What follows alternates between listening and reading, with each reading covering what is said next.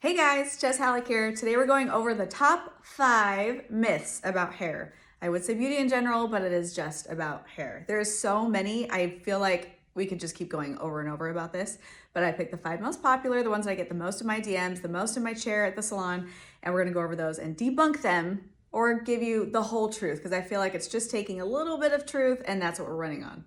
Okay, so number 1, will wearing your hair in a ponytail cause a receding hairline?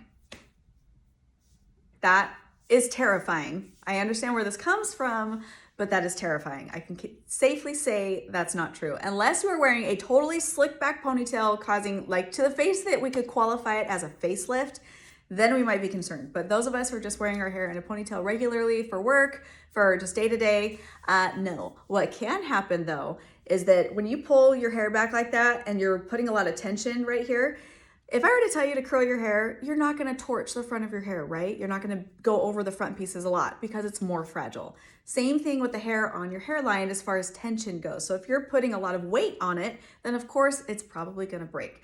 Lots of my clients, when they would pull their hair back, they'd have like this short, I don't know, just a few inches long all the way around their hairline from like all the way up here, all the way down there. And they're like, I don't know why, it just keeps breaking. It's really fragile.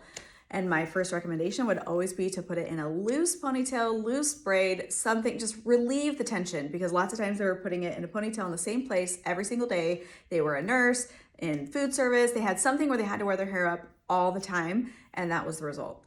A receding hairline, oh, that's a stretch. The only way that that would truly happen is if you were, again, chronically wearing it extremely tight and then it was coming out at the root level. It's different if it's breaking off, but if your hair is being pulled out constantly by your ponytail, then yeah, eventually it's not gonna grow back in the same place. So that could cause a receding hairline. I have personally never seen that. That's a very extreme. If someone gets a receding hairline, it is for lots of other reasons that have nothing to do with a ponytail. So there's my 2 cents. Just loosen it up. Don't do it in the same place. Maybe like wear your hair down, give it a break. But at the end of the day, the most that's gonna cause is breakage around your hairline, not a receding hairline. Number 2, is it better to let your hair air dry or blow dry it? Lots of people are like, oh, blow drying is heat, puts too much heat on your hair. You shouldn't do that. You should always air dry. There's some truth in both those statements, but air drying is not necessarily 100% better. And this is the analogy that I tell everyone that I feel like depicts it the best to where we understand. So if I were to give you a wet towel, like get out of the shower, super wet, drop it on the ground. Then when it dries the next morning, you pick it up, it's like a little crunchy. It doesn't feel great and it might smell a little bit. Your scalp's no different. So at the end of the day, it's trapped moisture. You don't have to blow dry with high heat. You can blow dry on low or cool. It's just about getting proper airflow all over so that your hair doesn't have trapped moisture. The very extreme of this situation is if you were to go to bed with wet hair. I'm like, it makes me cringe. I feel like teenagers are the worst at doing this because they have really thick hair and then they go to bed with wet hair and then their scalp smells disgusting. Who has a teenage son? Yeah, or a teenage daughter. That can absolutely happen. It can produce like mildew and just gross up there. That's the extreme.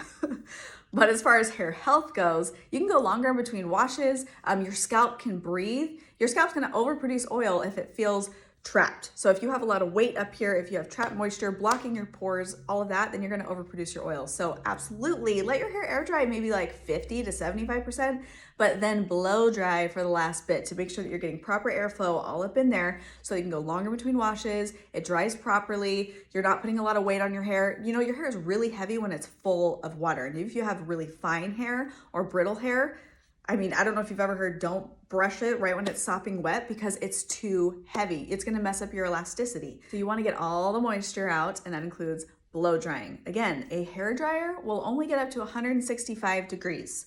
A curling iron goes up to like 450. So if we're talking about heat styling being damaging, it's not coming from a blow dryer. I would argue that all day long. So if you're gonna air dry, only let it air dry 50 to 75%, blow dry the rest, and do not go to bed with wet hair. If you have to do it at night, which I've totally done, wash your hair, go do something for an hour. It should be a lot more dry, and then go in with a blow dry hair dryer and a brush and blow dry the rest of it. Then go to bed. Perfect. Number 3, Getting my trims done every 6 to 8 weeks will make my hair grow. As much as the hairstylist in me wants to say yes, the fact is no. Where that comes from is that generally by 6 to 8 weeks, people have split ends. Once you have split ends, you're gonna have to cut those off at some point anyway. It doesn't matter if your hair went from here to here. If you had split ends and then they just kept splitting all the way up, you gotta cut those off to make it fresh and healthy and look right. But it doesn't make your hair grow. We're talking about your hair on your ends, not at your roots. So I would recommend getting trims every time you get your hair done. If you're not coloring it, then get it done every 8 to 12 weeks would be safe. But if you're gonna put in the effort to keep your hair intact so that it can stay long, I guess you could say, work on your split ends. Work on keeping your hair healthy and not doing a lot of damage to it with your styling products you're using so that your ends don't split so that you can keep that length as your hair is growing. But the trim situation is not necessarily the only answer. Number 4, I know so many of you are guilty of this, and I've heard a lot of you say it. I try to keep my blonde bright by using Purple Shampoo. That is not the answer. The way to keep your blonde bright is to lift it to a higher level. All Purple Shampoo is doing is canceling out the yellow tones. It doesn't make it brighter. It actually makes it darker. And don't even get me started on how it makes it more dull. I don't personally use a toner. I like to just lift it to the right level and keep my blonde really bright. I also use a clarifying shampoo to help with that. I'm on a well at home. Okay, so if anyone's gonna have an issue with mineral buildup, hi, it's me. And if my blonde can stay this bright, it's because I'm taking care of it and trying to keep it healthy. Purple Shampoo, in order for Purple Shampoo to work, or Blue Shampoo, same rule, it has to change the pH level of the hair to deposit that pigment to counteract the tones that are in your hair. And that process is really drying. And for most people, it's too drying. So in the process of trying to make your hair brighter, you're drying it out, which makes it look flat. Then it's over absorbing the minerals and the pigment in the shampoo that you're using, and it just over time builds up and looks dull. The easiest way to see if you already have this issue is if when you wash your hair and you get out and your ends are so much darker than maybe where you got your fresh highlights from, you have mineral buildup in there, product buildup. So when you go in to see your stylist, talk to her about that or him, and they can bleach wash it out, they can do a mineral treatment, something like that, but don't depend on your Purple Shampoo, Blue Shampoo to make it brighter, because that's just frankly not true at all. Okay, and the last one, number 5, I'm getting really queasy just to even bring it up because I know it's just gonna be controversial, but I have to say it. And let me know what you think. I'm okay with this, and I know we're gonna have more conversations of this afterwards. Biotin makes your hair grow. Wrong.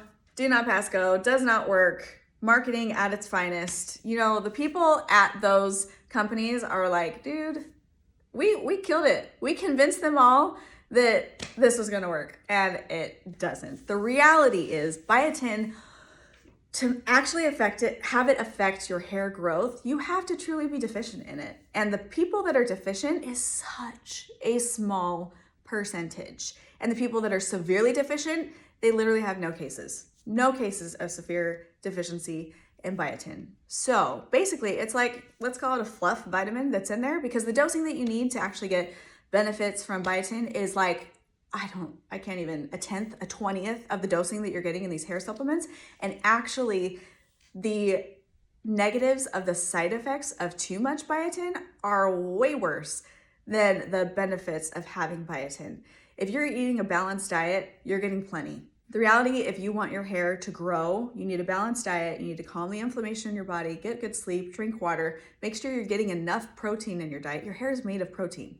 So if you're not getting enough, and guys, you should be getting at least 100 grams. I know that sounds daunting. Most people, by the time they plug it in and add it up, they're getting like, at best, 50 to 60 grams of protein, and that's if they're actually eating enough in a day. 100 grams. If you want long, healthy, thick, shiny hair, you need protein in your diet. It helps the elasticity of your skin. If you ever heard of collagen, it's a protein. It helps the elasticity in your skin. It helps your nails, your hair. It's very evident when you're getting all those things balanced. So if someone is telling me they have brittle hair, or their hair's, they feel like it's grown, but it just breaks off at the same point over and over, it feels really dry, I feel like my texture's changed. If you're taking biotin, if you're taking something that has a lot of biotin in it, and I mean anything more than 500 micrograms of biotin, cut it out. Again, I know this is controversial, but I have talked to thousands, I mean tens of thousands of women about their hair over the years.